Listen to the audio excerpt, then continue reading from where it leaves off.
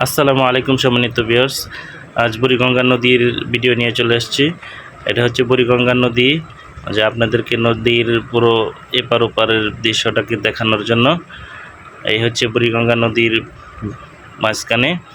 আমি এখন ওপারে যাচ্ছি, যেটা কালীগঞ্জ বলে। ওই কালীগঞ্জের ওপার থেকে আবার এপারে আসব। এখন আছি ছোট নৌকায়, যে নৌকাগুলি আপনারা আগের ভিডিওতে দেখেছেন, ছোট ছোট নৌকাগুলি। ওই নৌকা দিয়ে আমি ওই পার যাচ্ছি। ওই পার থেকে আবার এপারে আসব। এটা হচ্ছে নদীর প্রায় মাঝখানে। ওই যে দেখা যায় বড় বড় জাহাজগুলি। নদীর পানিটা অত্যন্ত কালো, যে ঢাকার যত বজ্রগুলি আছে এখানে নামে, বিভিন্ন ট্যানারির বজ্র সহ। এই জন্য পানিটা এত কালো। দেখতে পাচ্ছেন যে জাহাজগুলি যাচ্ছে, বড় বড় জাহাজগুলি। নদীতে তেমন ঢেউ নেই, স্রোত নেই, খুবই কম। বুড়িগঙ্গা নদী যেরকম নাম, যেরকম কাম, ওই রকম নামও নেই, কামও নেই। বর্তমানে নাম থাকলেও তেমন কাজ নেই, মানে ঢেউ নেই, স্রোত নেই। ওই যে দেখতে পাচ্ছেন জাহাজগুলি, বড় বড় জাহাজ, 3তলা 4তলা 5তলা 4তলা জাহাজগুলি, বিশাল বড় বড় জাহাজগুলি। এই জাহাজগুলি বিভিন্ন অঞ্চলে চলে যায়। এই আমি এপারে চলে আসছি, কালীগঞ্জের এপারে। এই যে দেখেন বড় জাহাজ, বিশাল জাহাজ। এপার থেকে ভিডিওটা নিচ্ছি, কালীগঞ্জের এপার থেকে। এই যে ছোট ছোট মাঝি, ছোট ছোট নৌকাগুলির মাঝিরা এখানে যাত্রী নেওয়ার জন্য বসে আছে, ডাকতেছে ওই পারে যাওয়ার জন্য।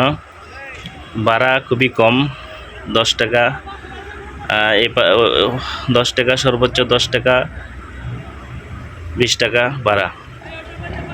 ওই যে দেখতে পাচ্ছেন বড় একটি স্পিড বোট, প্রায় অর্ধশত মানুষ নিয়ে এই স্পিড বোটটা চলে। এই স্পিড বোটটা প্রায় যাত্রী নিয়ে নিয়েছে, এখন চলে যাবে তাদের গন্তব্যে। এপারের দৃশ্যটা, ওপারের দৃশ্যটা দেখানোর চেষ্টা করছি আপনাদেরকে, যে কালীগঞ্জের এপার থেকে ওপারটা দেখা যায়। ওই যে এখানে আহসান মঞ্জিলটা স্পষ্ট দেখা যাচ্ছে। এই আবারও নৌকায় উঠলাম, এখন আবার ওই সদরঘাটের ওপারে যাব। আবার ওই নদী দিয়ে ভাসতে ভাসতে আপনাদেরকে নদীর দৃশ্যটা দেখাইতে দেখাইতে আবার ওই পারে চলে যাচ্ছি। ওই যে বড় বড় জাহাজগুলি দেখতে পাচ্ছেন, এটা হচ্ছে সদরঘাটের ঘাট। এখানেই বড় বড় জাহাজগুলি থাকে। এখান থেকে পরে যাত্রী নিয়ে বিভিন্ন অঞ্চলে চলে যায়। দেখেন নদীর স্রোত তেমন নাই, এটা হচ্ছে বিভিন্ন জাহাজ নৌকা চলাচল করতেছে, এই কারণেই এই ঢেউগুলি হচ্ছে। তেমন নদীর যে ঢেউ, নদীর যে স্রোত, তেমন ঢেউ স্রোত খুবই কম, তুলনামূলক খুবই কম।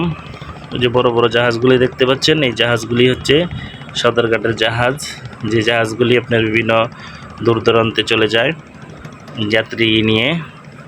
এরকম বরিশাল, ফরিদপুর, শরীয়তপুর, তারপরে কুয়াকাটা,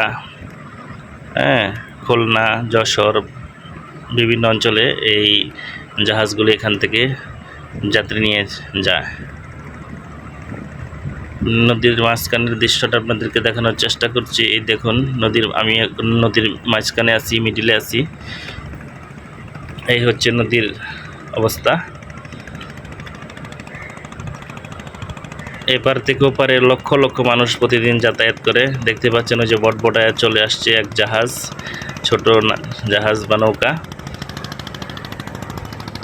এটা হচ্ছে বাণিজ্যিক এলাকা, এখানে প্রচুর মানুষ এপার থেকে ওপারে ব্যবসা বাণিজ্যের খাতিরে এপার থেকে ওপার প্রতিদিন পারাপার করে।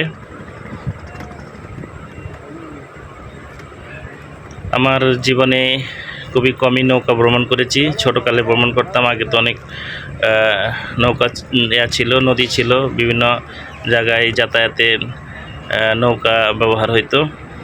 এখন তো বড় বড় ব্রিজ হয়ে যাওয়ার কারণে নৌকার প্রচলনটা একেবারেই কমে গেছে। তারপরে এটা হচ্ছে সদরঘাট। ওই যে দেখতে পাচ্ছেন ব্রিজ আছে, বাবুবাজার ব্রিজ।